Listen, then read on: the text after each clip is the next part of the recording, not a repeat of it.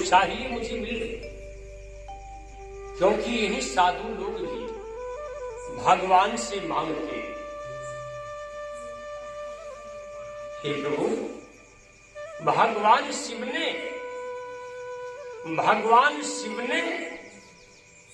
भगवान श्री रामचंद्र जी के पास जब गए, क्या मांगे? भरे दरबार में भगवान शिव ने सच्चिदानंद घन प्रभु श्री रामचंद्र जी से क्या मांगे? बार बार वर मांग्यूं,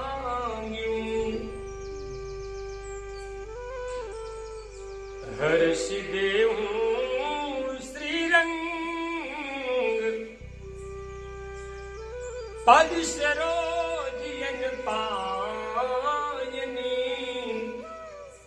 भक्ति सदा सत्संग। प्रेम से बोले सच्चिदानंद भगवान की।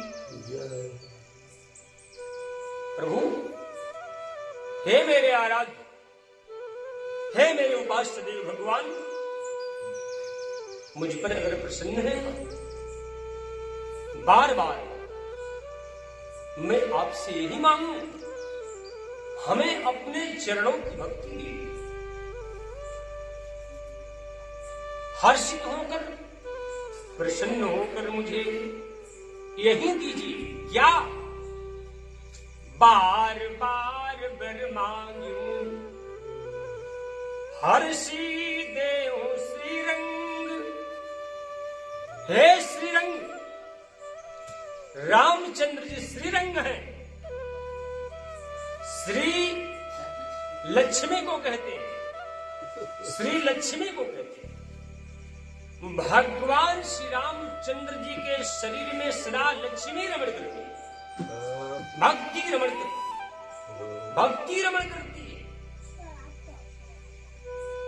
इसलिए शिव ने कहा, श्रीरंग, हे श्रीरंग, हे लक्ष्मी रमण, हे रमा रमण, मुझ पर अगर प्रसन्न है तो बार बार वर मांगूं,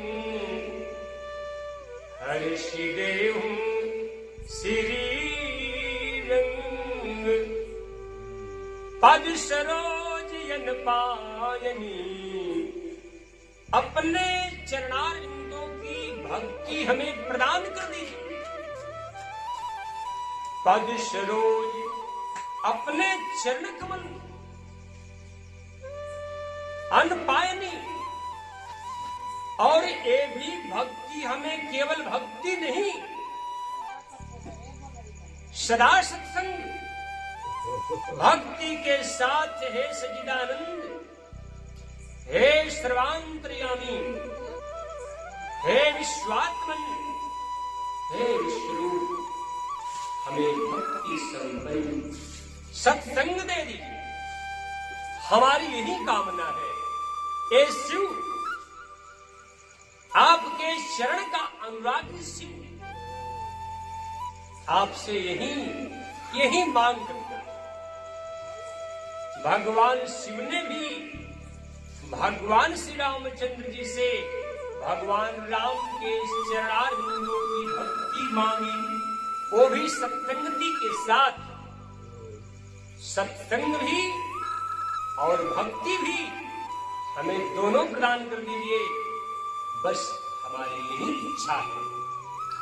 जो सत्संग प्राप्त कर लिया, जो भगवान की भक्ति प्राप्त कर लिया, तो समझ लीजिए इस जगत में उसका जीवन सफल हो गया। लेकिन ध्यान रखिएगा, ये भक्ति, ये सत्संग से ही आत्माओं को मिलेगी। भगवान की कृपा से उसी आत्मा को प्राप्त होगी। सबसे पहले तो भक्ति, संत जब अनुकूल होंगे तब मिलेगी। तात भक्ति अतिशय सुख मूला, मिले ही जो श्री रामचंद्र जी ने लक्ष्मण से कहा। श्री रामचंद्र जी ने अपने प्रिय भक्तों से कहा, तात भगति अतिशय सुख मूला, मिलहि जो संत होई अनुकूला। हे लक्ष्मण, हे मेरे प्यारे, ये भक्ति आत्मा को, प्राणी को तब प्राप्त होती है जब संत अनुकूल हो जाते हैं, संत प्रसन्न हो जाते हैं, संत कृपा करते हैं। ऐसा जानकर आपको अगर सत्संग मिल रहा, हरि कथा मिल रही, तो समझ लीजिए कि भगवान मुझ पर अत्यंत प्रसन्न है। भक्तों का जीवन सत्संग में ही व्यतीत होना चाहिए। भक्तों का जीवन भगवान के नाम में व्यतीत होना चाहिए। भक्तों का जीवन भगवान के चरित्र में ही व्यतीत होना चाहिए। भक्तों का जीवन सदा जनहित में, जन कल्याण में समर्पित। एक भगवान की बहुत प्यारे भक्त, एक ब्राह्मण देवता अपने परिवार में रहकर के भजन किया करते थे। और 2-4 भाई थे, परिवार वाले थे, भजन करते थे। परिवार के लोग और भाई घर में काम काज करते थे। कोई गृहस्थी, खेती गृहस्थी करता, कोई व्यापार करता,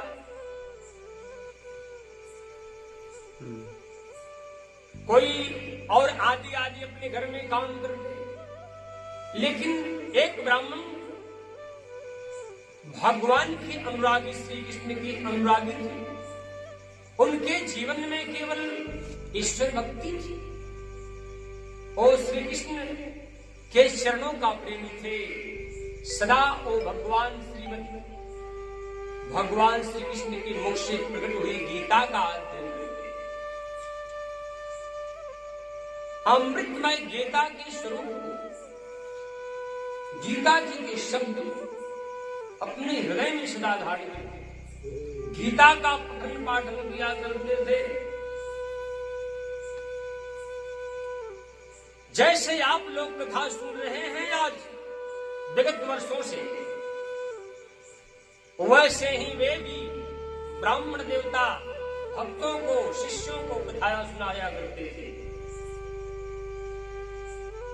घर पर बैठे थे,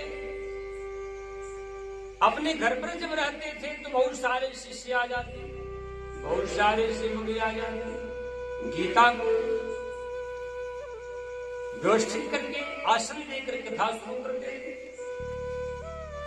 गांव से बाहर भी जो श्रद्धालु भक्त उनको कथा के लिए बुलाते, तो इतने कथा अनुरागी थे, ईश्वरा अनुरागी थे कि घर का सारा काम काज छोड़ करके भगवान की कथा को कहने चले जाते थे।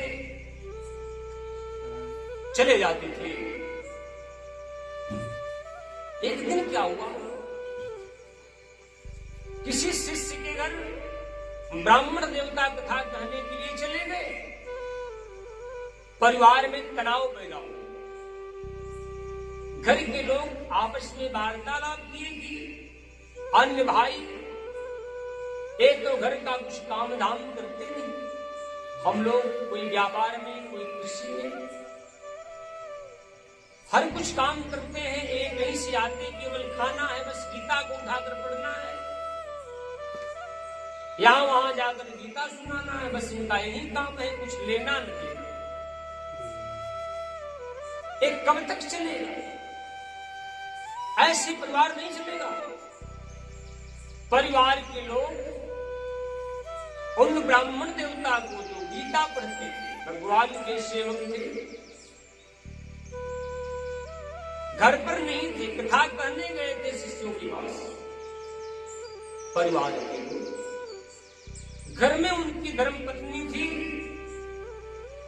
उनकी पत्नी से बोले कि सुनो, एक घर ले लो और इस घर में रहो, अब तुम लोगों का खर्च हम लोगों से नहीं चले। तुम्हारे पति का काम है गीता पढ़ना, गीता सुनाना, बेवजह का यहाँ वहां जाना, काम करना है, घर का कुछ दे, नेक पैसा लेना, नेक पैसा देना, ये कब तक चले?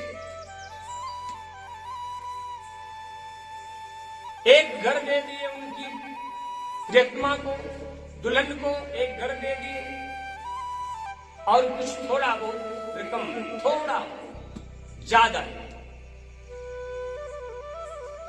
एक दो टाइम का भोजन दिए, बाकी सब खजाना अपने पास। तब तक ब्राह्मण देवता शाम को कथा कह कर आए तो देखे तो दरवाजा इधर से उधर हो गया, एक दरवाजा से सब लोग निकलते, अब दरवाजा यहाँ दो हो गया। अपनी पत्नी से पूछे, प्रिय ये सब क्या हो गया? ये दरवाजा दो का है,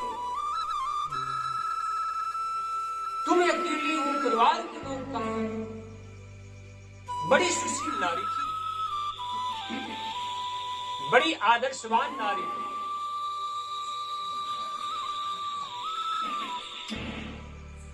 बहुत आदर्शवान नारी थी। स्वामी बहुत सुशील, आदर्शवान, पति पर कभी क्रोध न करने वाली, परिस्थिति को झेलने का सामर्थ्य। स्वामी ऐसा है कि आपके भाइयों ने, आपके पिताजी ने हम सबको अलग कर दिए, अलग कर दिए। आखिर क्यों? क्योंकि स्वामी आप काम तो करते नहीं, मैं तो स्त्री ठहरी, अबला ठहरी, घर के काम काज के सिवा हम बाहर क्या कर सकते? आप तो भगवान की कथा में सदा आप रह रहे हैं, घर का कुछ काम धाम नहीं करते, कुछ पैसा नहीं देते, इसलिए परिवार के लोगों ने हम सबको अलग कर दिया। मुस्कुराने लगे ब्राह्मण ने, हरि की यही इच्छा है, भगवान की यही इच्छा है, चिंता न करो प्रिय, जो हुआ अच्छा हुआ, जो होने वाला अच्छा होगा। चिंता, जिसके हम लोग शरण में हैं वो खुद ही हम लोगों की चिंता करेंगे। भगवान अपने सेवकों का सदा ख्याल रखते, कभी उपवास नहीं रहने देते प्रिय। चिंता, भगवान भोजन देंगे। राम को रात के समय में आराम हुआ, समय रात का समय व्यतीत हुआ, सुबह हुआ, फिर कोई कथा कहने के लिए आ गया और कथा कहने के लिए चले गए। इस प्रकार से आज भी कुछ नहीं मिला। घर में जो राशन था, चावल था, अन्न था, वो तो बन गया, खत्म हो गया, अब घर में कुछ नहीं रह गया। आज भी कथा कहने चले गए, अब घर में तो अन्न नहीं, शाम हो गया, शाम को आए, भोजन घर पर आए नहीं, उपवास करना पड़ा। प्रिय, भगवान जब जन्म दिए हैं तो भोजन को प्रदान करें, चिंता करें, आराम। आज की रात बीत गई, भोजन फिर नहीं मिला, भगवान देंगे, भरोसा। एक दिन बीता, दूसरा दिन बीता, तीसरा दिन आरंभ हो गया, धीरे धीरे शरीर गलने, शरीर सुस्त होने लगा। भगवान जरूर भोजन प्रदान करेंगे, क्योंकि भगवान कहते हैं अनन्याश्चिंतो प्रिय, मेरे प्रभु कहते हैं गीता में, अनन्याश्चिंतो माम जनाः पर्युपासते, तेषां युक्ताभि तेषां नित्या युक्ताभिनाम् योगिक्षेम बहाम्यहम् प्रेम से बोले सच्चिदानंद भगवान अनन्यास चिंतन्तु माम जनाः पर्युपासते। प्रिय, हमारे भगवान गीता में कहते हैं कि जो अनन्य भाव से मेरा चिंतन करता है, मेरे शरण में रहता है, मेरे गीता के इस श्लोक को अपने मस्तिष्क में धारण करता है। अनन्याश्चिन्तन्तो माम जनाः पर्युपासते तेषां नित्याभियुक्तानां योगक्षेम वहाम्यहम्। उस भक्त का योग और क्षेम मैं चलाता।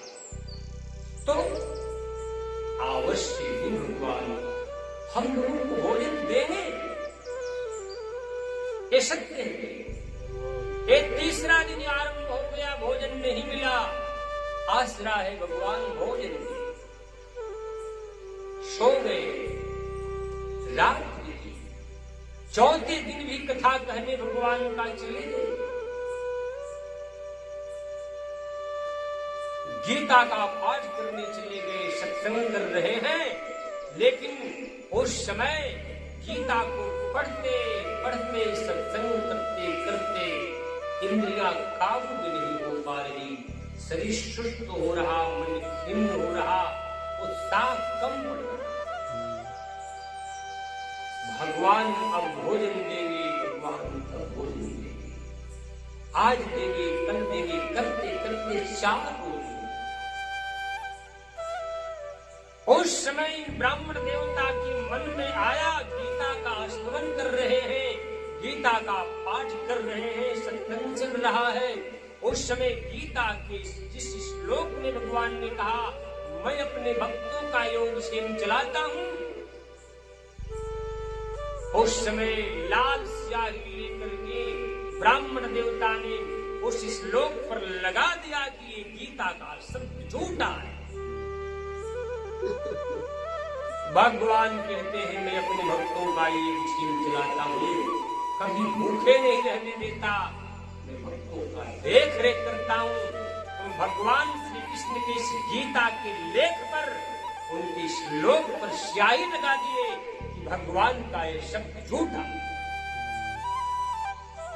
तब तक बाल मुकुंद भगवान नंद नंदन सच्चिदानंद स्वामी श्री कृष्ण छोटे सा बालक का रूप बना करके मोर मुकुटधारी मदन मुरारी प्रभु, छोटे छोटे कंद वाले बाल्यावस्था है भगवान की, एक हाथ में डंडे लिए हैं और सुंदर सा मनमोहक उनका रूप है, श्याम वर्ण शरीर है, नीलकमल के समान लाल नीलकमल के समान उनका शरीर है, लाल कमल के समान उनके नेत्र है, लाल कमल के समान उनकी अधर है, उनकी मंद मंद मुस्कान है, हाथ में डंडे लिए हुए और दुपट्टा लपेटे हुए और अपने हाथन में अनेकों प्रकार का दिव्य व्यंजन लेकर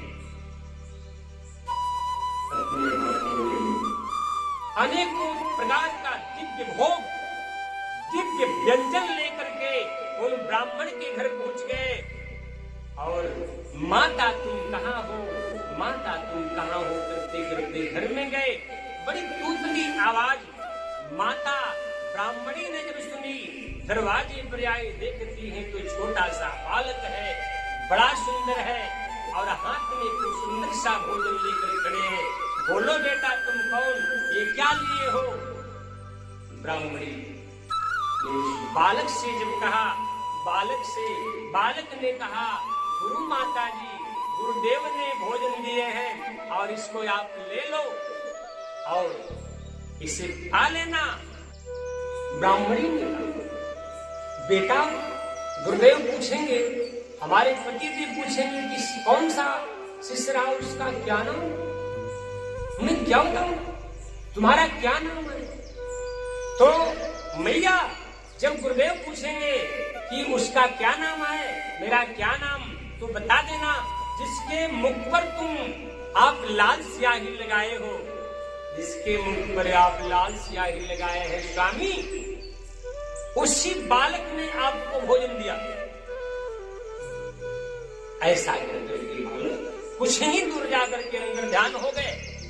तब तक ब्राह्मण देवता शाम के समय में जब कथा करते आए, पैर से चला नहीं जा रहा, शरीर में ठहरापन है, आंख शरीर इंद्रियां सब जो है शिथिल होती है, विश्वास अविश्वास में बदलता है, उदासी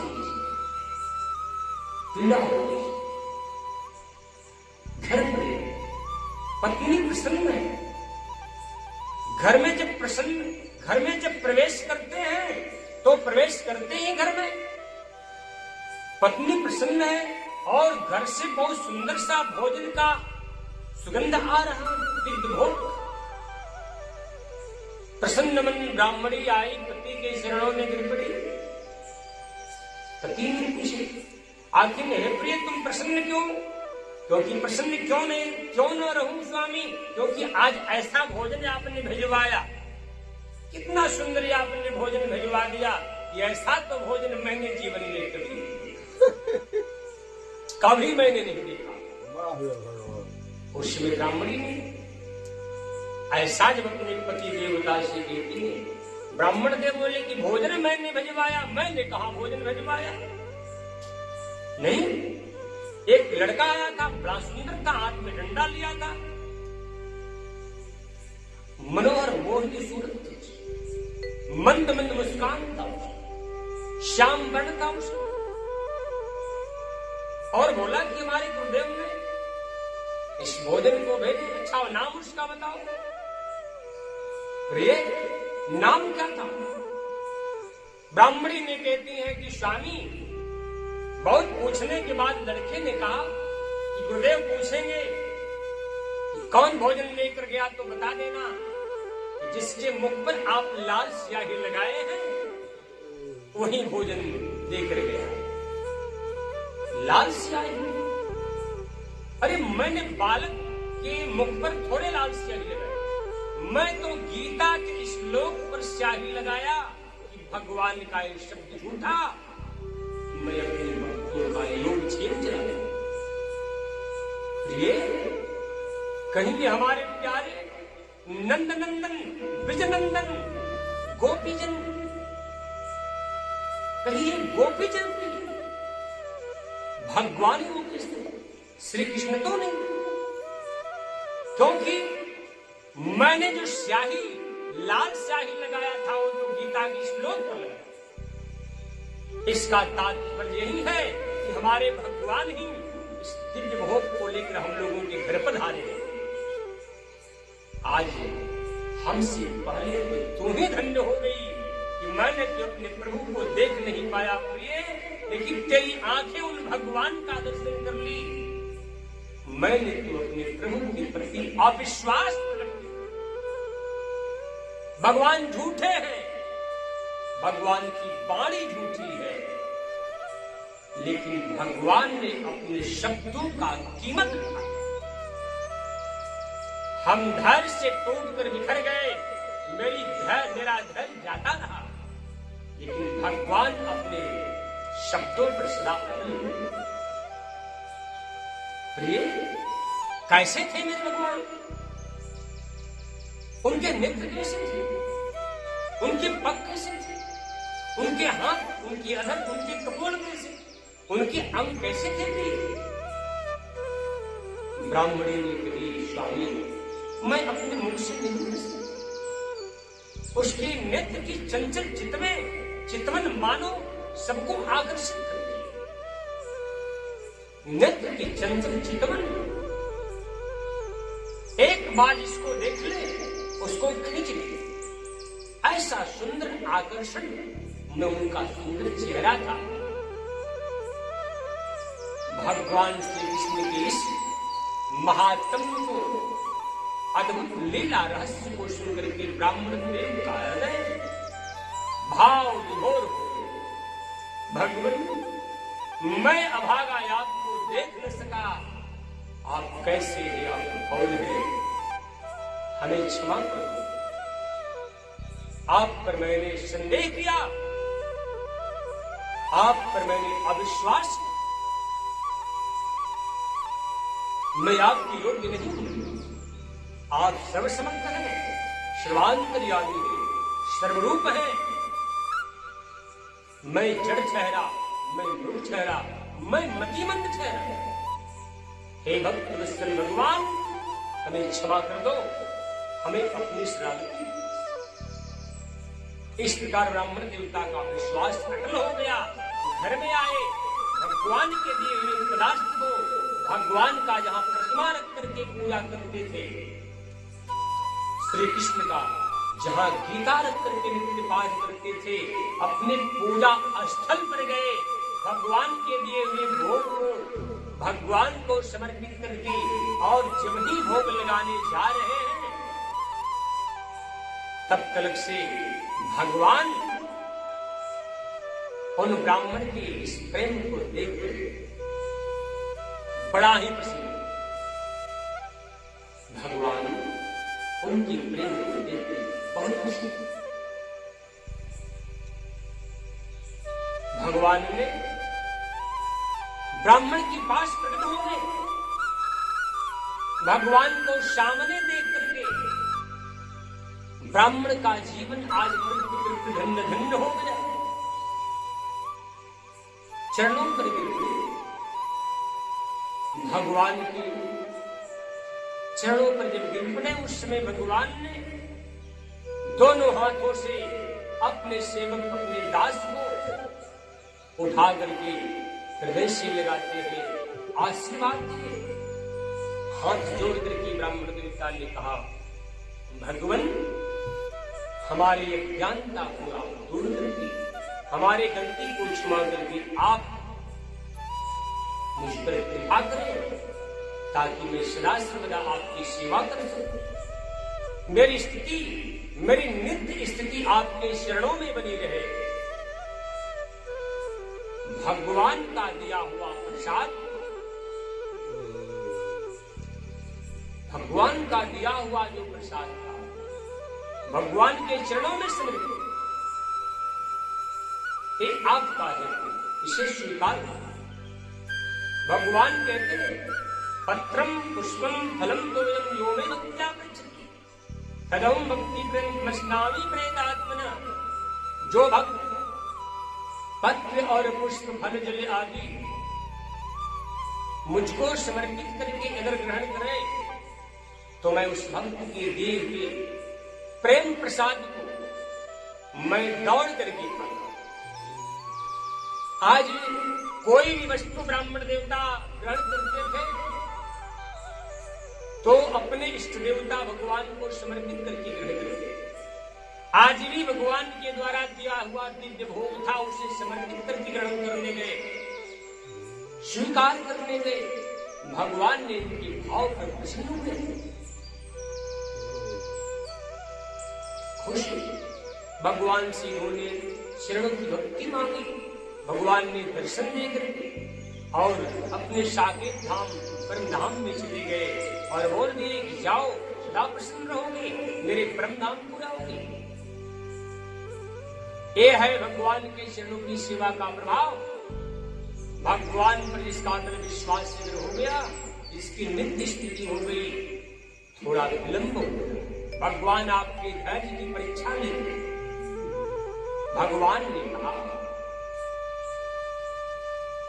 न जातु कामान भयान लोभाद धर्मे जीवित साधु नित्यो धर्म सुख दुखे प्रिय जीवे जीवो नित्य हेतु नित्य। प्रेम से बोलिए सच्चिदानंद भगवान की।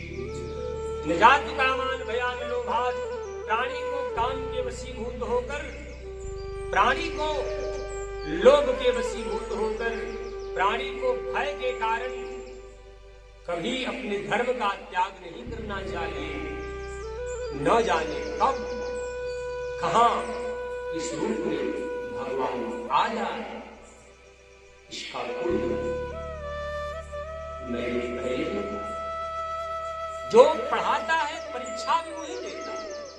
आपके बल की, आपके सामर्थ्य की, आपके धैर्य की आपके उत्साह की, आपकी भक्ति की परीक्षा भी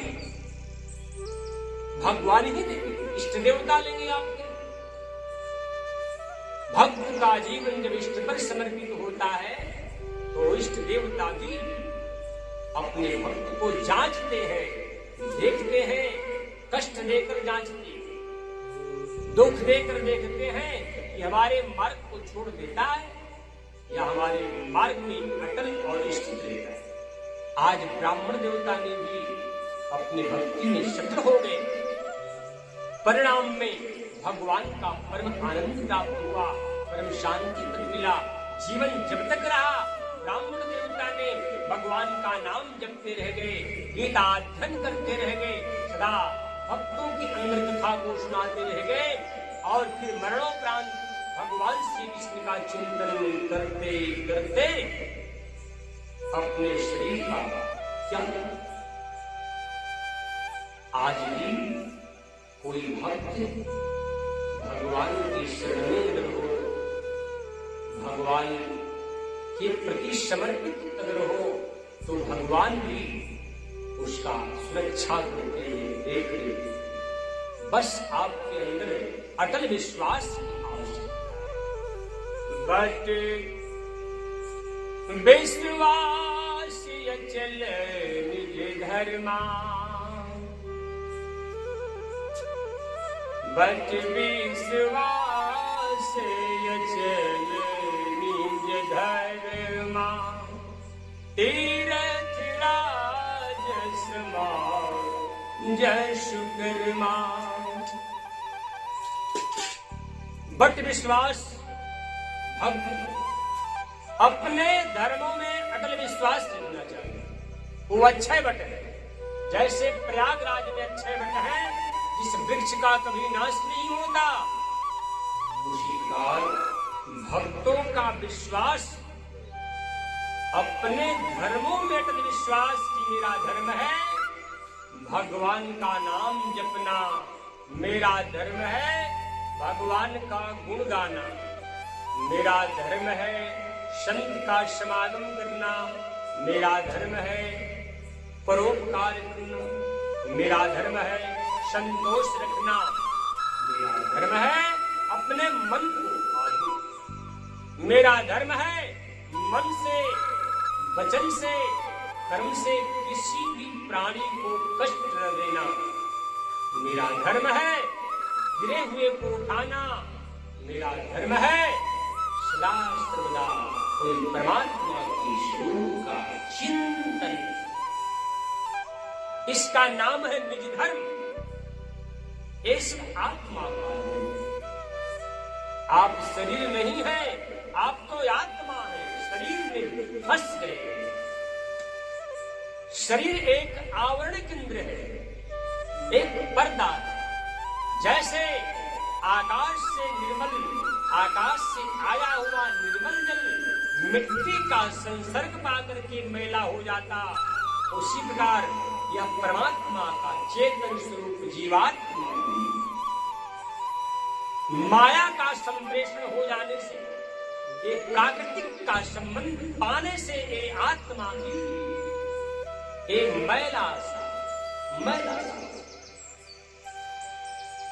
शरीर वाला बन गया, घर वाला बन गया, स्त्री वाला बन गया, बेटा वाला बन गया, पद वाला, प्रतिष्ठा वाला, शरीर वाला।